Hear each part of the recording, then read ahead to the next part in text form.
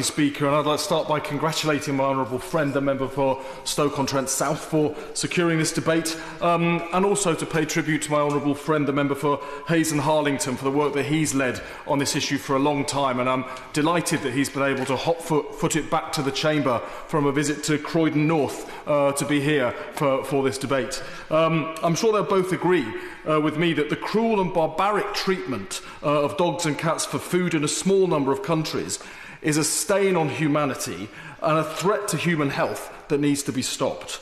The majority of the British public consider themselves to be animal lovers, and they are strongly opposed to cruelty towards cats, dogs and other animals, and I'm sure they would welcome this debate being held today. Now, there are both commercial and cultural reasons why dogs are eaten. In some countries, dog meat is wrongly believed to have medicinal properties. For instance, it's believed to help treat impotence and poor circulation. There is no evidence whatsoever to support any of these claims, and there needs to be stronger public information campaigns in those countries to educate populations so that they understand these facts.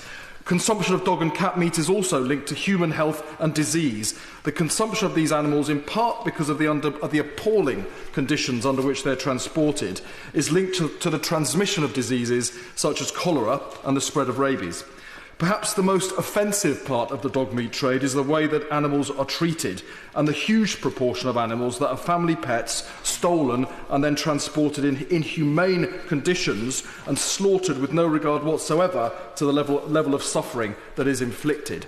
Now, I agree with other speakers who have already said it's not for people from one meat-eating culture to tell people of other cultures which animals they can or can't eat. Where there is a role is in seeking to secure global standards of animal welfare and in working with local campaign groups on the ground in the countries affected to help them strengthen their own cases.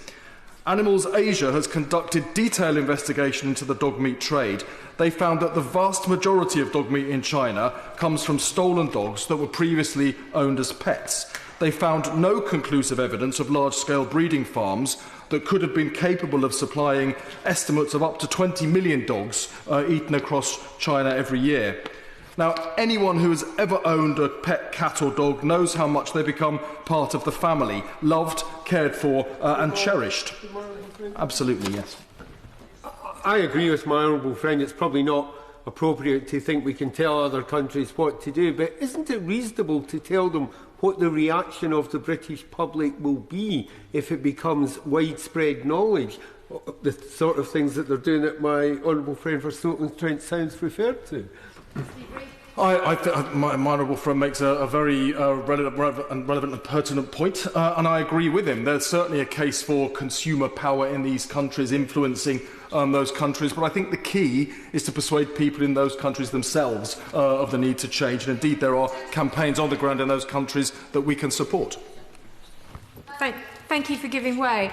Just on that point, I do declare an interest as a dog owner and a dog admirer and lover, and just, of course, we have seen the wonderful pets in Parliament very recently. I just wondered if the honourable member would agree with me and would hope and expect that British ministers and our diplomats continue to make the case when working on our behalf in these countries that continue with these practices, to say that it is not appropriate in our view, and that could, in fact, mean the change that we're looking for.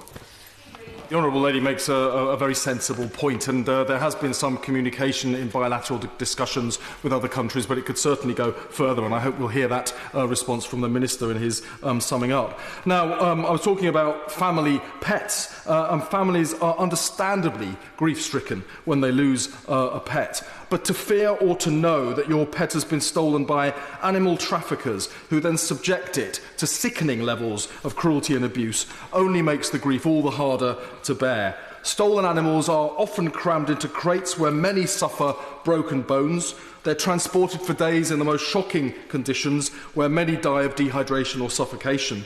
On arrival at their destination, most dogs are then taken to slaughterhouses which have not been approved or monitored by local authorities. In horrific conditions, they are butchered, often in full sight of other dogs who are terrified by what they see. Now, as my honourable friend, the member for Stoke-on-Trent South, mentioned, there is a belief in some places where dogs are eaten that a terrified dog produces tastier meat. So some animals are skinned alive, thrown still living into boiling water, or hung by the neck to induce terror. The scale of suffering is hard to imagine. One of the most notorious dog-eating events is the annual Yulin Dog Meat Festival. It's been the subject of a worldwide campaign to close it down. An estimated 10,000 animals are slaughtered and eaten at this event. The treatment of dogs at the event is horrific, and it's on a massive scale. Animals Asia highlight the fact that existing animal protection laws are not enforced in some countries. In some cases, these include bans on the sale, transportation and slaughter of dogs for meat. They further highlight that misinformation, abuse and illegality is rife in almost every stage of the industry supply chain. There is an overwhelming need for stronger enforcement of such laws, and again it is entirely legitimate for the UK government to raise such issues in bilateral meetings, as they've already done with China, the Philippines and South Korea. I will.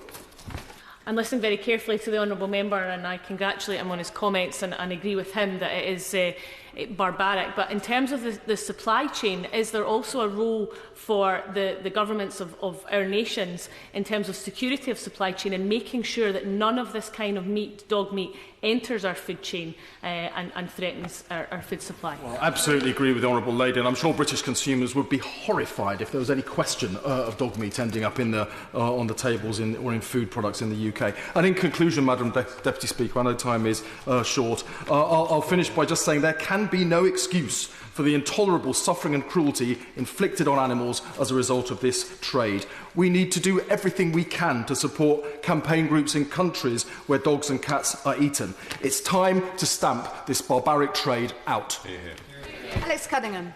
Thank you very much, Madam Deputy Speaker. Let me begin by congratulating my honourable friend, the member for Stoke-on-Trent South, for securing today's debate. I'm positive that I won't be the only one to have received many emails over the last few days and weeks urging